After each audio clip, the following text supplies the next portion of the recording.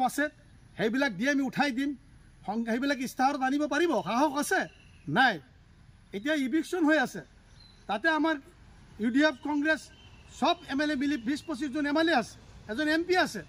যেতিয়া ইভিকশ্যনে কিয় থিয় নহয়, প্ৰতিবাদ কিয় নকৰে, কিয় নাযায়? তাত সোণাইবালি ইনচিডেণ্ট হৈছিল, এইটো সকলোৱে জানে।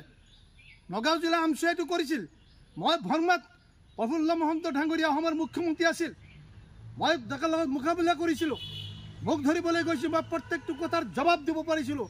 আৰু মই কিছুমান প্ৰশ্ন তাক কৰিছিলোঁ যে আপুনিও আন্দোলন কৰিছে, আপোনাৰ 6 বছৰীয়া আন্দোলনত বহুত মানুহ মাৰিছে, 800 মানুহ শ্বহীদ হৈছে, মোৰ নেতৃত্বত প্ৰথম ষ্টাৰ্ট হ'ল। ইয়াত 4জন মানুহ আপোনাৰ পুলিচে গুলিয়াই মাৰাৰ কাৰণেহে ইয়াত গাড়ী জ্বলা হৈছে, ইয়াত এই ঘটনা ঘটিছে। গতিকে তাৰো বিচাৰ হ'ব লাগিব। আৰু কোন মেজিষ্ট্ৰেটৰ হুকুমত আপোনাৰ পুলিচে এইবিলাক গুলি কৰিছিল সেইটো মোৰ লাগিব। মই কি কৈছিলোঁ, বহলমান মানুহে চামাগুৰি সমষ্টিৰ মানুহে প্ৰত্যেকেই ভালদৰে জানে, তেতিয়া মোকাবিলা কৰিব। আজি গৰুকুটিৰ ইভিকশ্যনৰ সময়ৰ পিছত মাইনৰিটিৰ বিভিন্ন অৰ্গেনাইজেশ্যন সংগঠন যিমান আছে, আমচুক হওক, সংগ্ৰাম পৰিষদ হওক, জমিয়ত হওক, সব যদি ঐক্যবদ্ধ হৈ থিয় হৈ প্ৰতিৰোধ কৰি নহয়, আজি গৰুকুটিত কি ঘণ্ট শুনিছে, গৰুকুটিক এই গভৰ্ণমেণ্টে কাক মেনেজ কৰিছে, কৰি পেলাই এই উচ্ছেদ কৰিছে সময়ত এইবিলাক সব আহিব পোহৰত।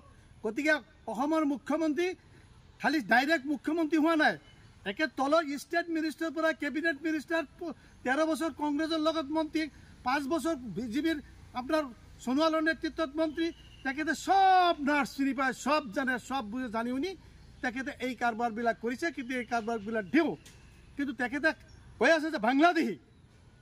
এই কথাটোক আমি আঘাত পাইছোঁ, কষ্ট পাইছোঁ, বেয়া পাইছোঁ। বাংলাদেশী শব্দটো মুখেদি আহিলেই ক'ব নালাগে। এইবিলাক মানুহ যদি বাংলাদেশী ইমান দিন কিয় আছিলে?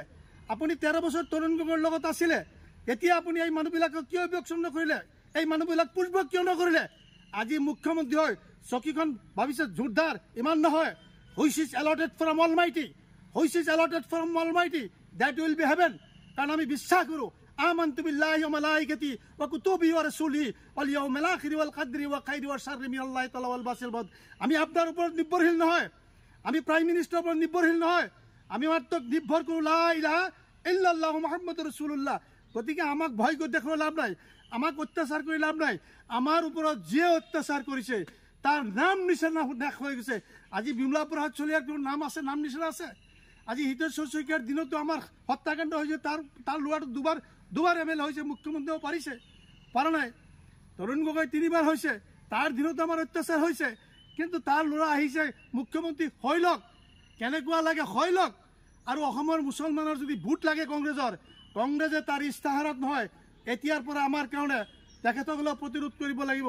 শুনি আছোঁ বোলে কংগ্ৰেছৰ হাইকমাণ্ড আহি আছে, বিৰোধী পক্ষৰ নেতা আহিছে, ৰাহুল গান্ধী আহি আছে, খাগৰে চাপ আহি আছে, এখেতসকলে কি কয় আমি চাম।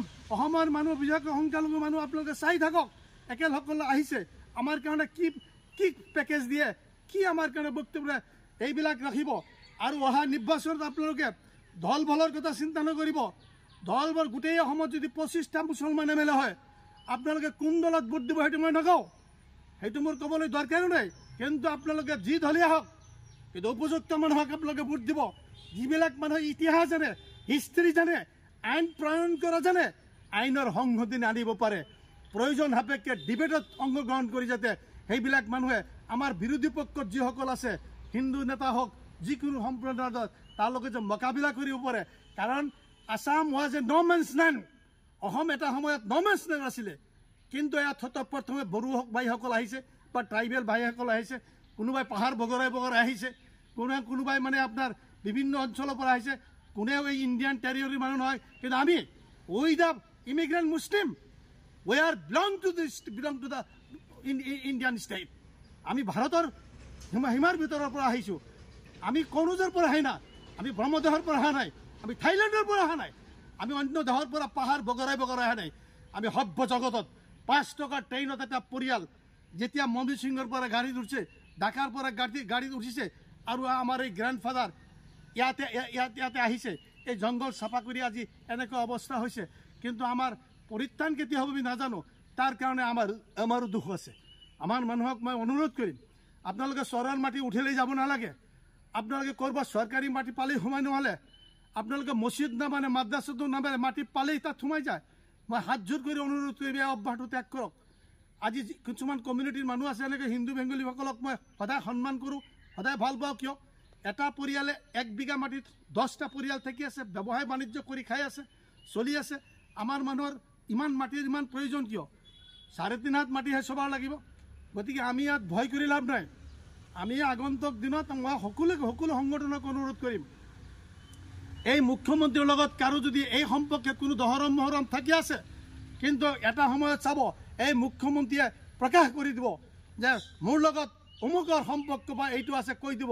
এইটো আপোনালোকে মনত ৰাখিব। গতিকে অসমৰ মুখ্যমন্ত্ৰী কোনো মুখ্যমন্ত্ৰীৰ ল'ৰা নহয়।